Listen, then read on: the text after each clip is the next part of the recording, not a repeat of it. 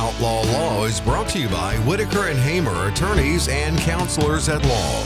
Your law firm for life. The Outlaw Lawyers, Josh Whitaker and Joe Hamer, managing partners, Whitaker and Hamer Law Firm, again, practicing attorneys here in North Carolina. They have offices located conveniently in Raleigh, Garner, Clayton, Goldsboro, Fuquay-Varina, Gastonia, and Morehead City. If you are facing a legal situation, if you've got questions, you can always find the answers by calling Whitaker and Hamer, 800-659-1186. That's 800-659-1186. Leave your contact information, briefly what that call is about, and an attorney with Whitaker and Hamer will be in touch. And you can always email your questions to the show, questions@theoutlawlawyer.com. We're talking all kinds of business legal. Josh, take it away. You know, before the break, we were talking about how I want to go to my grave. I've never seen the Titanic. You remember that when we were talking about that, Joseph? Yeah, the movie, The Titanic. Let's clarify, because if someone just jumped on the show, they'd be like, of course this guy's not going to go on a submarine to the Titanic. Not now. Not now, yeah. But my gravestone, I really wanted to say, like, you know, Josh Whitaker, husband, father, you know, Never friend. saw Titanic. Yeah. And then just my hand. I never watched it. Well, you missed a classic, beautiful love story about the love of Jack and Rose. You said you didn't watch it. Oh, I've seen it, brother. I saw it in theaters. On purpose? I saw it at the house. I mean, when I was young, it came out. When it came out? I'll look and see when it came out. I'll tell you how I was not super old. And Joe, correct me if I'm wrong. Didn't they have that was such a long movie? They actually had an intermission. 97. I mean, they had an. I don't remember it. I think they did some places. I don't remember that, but it was long. This was back in the day. This was 97, so I was an 11-year-old boy at this time. And you saw Titanic? But listen, man, I had a sister, and I couldn't just be left at home. So I had to go too, and I wasn't excited about it. I wasn't pumped, but it's not. I mean, it's a history lesson with Leonardo DiCaprio thrown in there. Yeah, it was the only PG-13 movie that I can recall still to this day that had nudity in it. And as an 11-year-old, my mind was. You want to talk about a mind-blowing thing? And it was just the drawing. It was just the drawing. No. This was legitimate. Full. It wasn't just the drawing, Morgan. You should Google that. Historically PG-13 movies that had nudity. Don't you worry, my brother. I'm going to do that. Okay. During the break, while I was doing my research prep, I came upon this video of a guy stealing a bike, and there's this golden retriever in the garage that's supposed to be protected, and he just makes friends with him.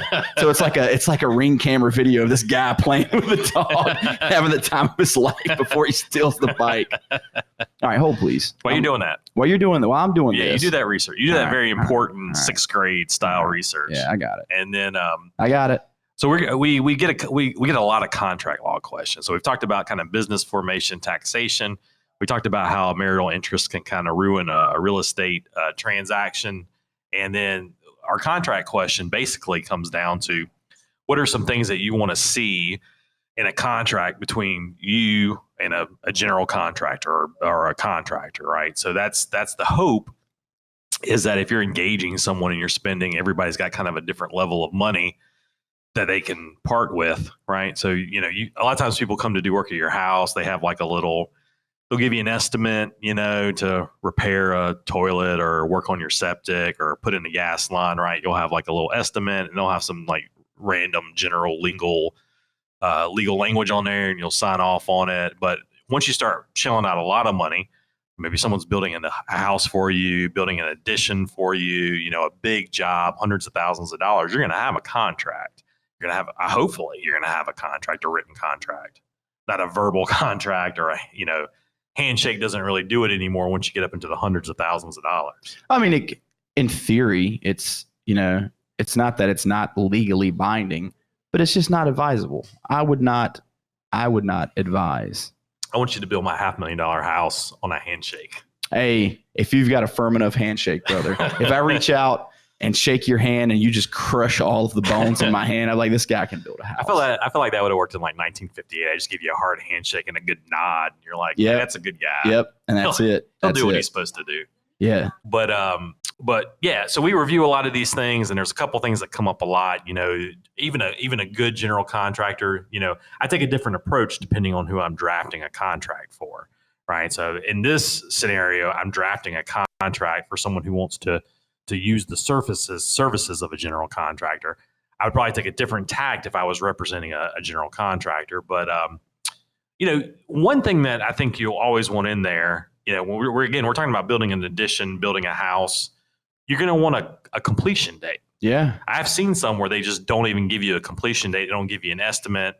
They just, And there's some offer to purchase contracts like that too, that people draft themselves. And if you've not established any date and, time is not of the essence, then you're in trouble, man. It's very hard for someone to breach a contract that has no time window, has no time constraints.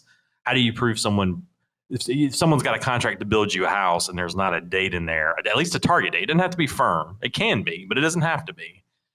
How are you going to sue them for breach 3 years down the road? You're gonna have to take a judge is gonna have to come in here and say, well, what would a reasonable person expect? But you're gonna have to convince a judge that breach has taken place. If you've got this house should be done January 1, on January 2, in theory, if the contract's drafted right, you got an argument that your contractor or your builder, whoever it is, has breached that contract. So the first thing you're always going to want in a contract is, time of performance is what I call it. You just slam dunk that answer, man, because you said it. If you don't have a date, you're getting into a situation where you're going to have to ask the court to read, to come in and read those terms in. And there's going to be a strong argument, especially if it's a situation that you drafted the contract.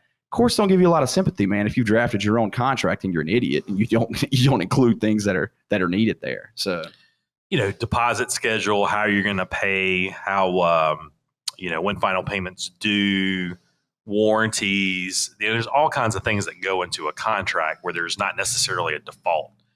Sometimes you get lucky and the law kind of reads some certain things in, provides some warranties. But I read one of these the other day where the contractor didn't give a finish date, and then basically had all these reasons, basically could not be held liable for any kind of delay. It's a pretty sweet contract. The contract's just like, yeah, I can't do anything wrong. Said, and it went further and said they can't be liable for certain kinds of damages, punitive damages, things like that, things that you would want available to you. Because if you're going after for punitive damages, something bad has happened, something has gone terribly wrong to the tune of fraud, and you can't get out of that kind of thing, So if they present you with a contract, it's going to be worded in their favor.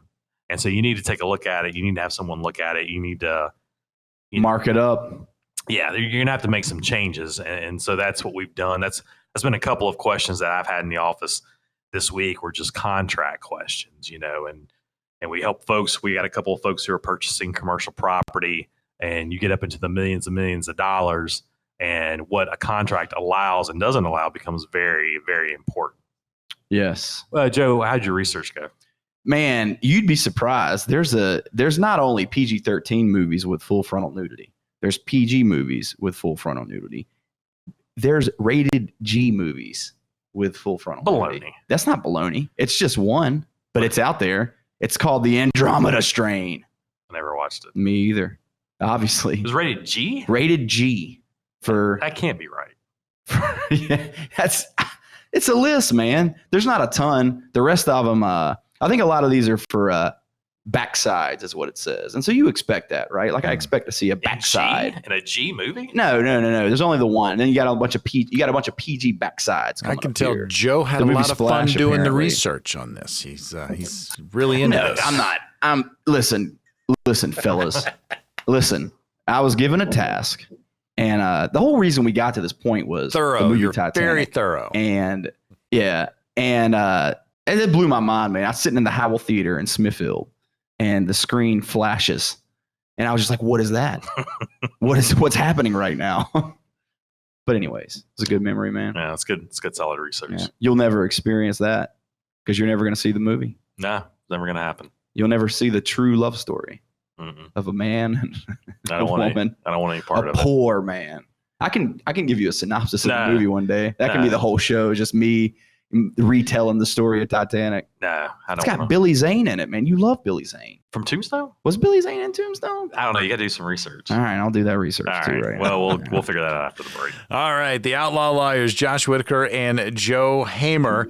Again, Whitaker and Hamer Law Firm, where you can find them. Offices located in Raleigh, Garner, Clayton, Goldsboro, Fuquay Varina, Gastonia, and Morehead City. They're the managing partners of the firm. They're practicing attorneys here in North Carolina. If you've got a legal situation you're facing, maybe you've got a business question. We're talking about business law today. If you've got one of those questions, you can always call the firm, 800-659-1186. That's 800-659-1186. Leave your contact information, briefly what the call is about, and an attorney with Whitaker and Hamer will be in touch. And as always, you can email your questions to the show. We'll answer them on a future broadcast. That's questions@theoutlawlawyer.com. We're back right after this.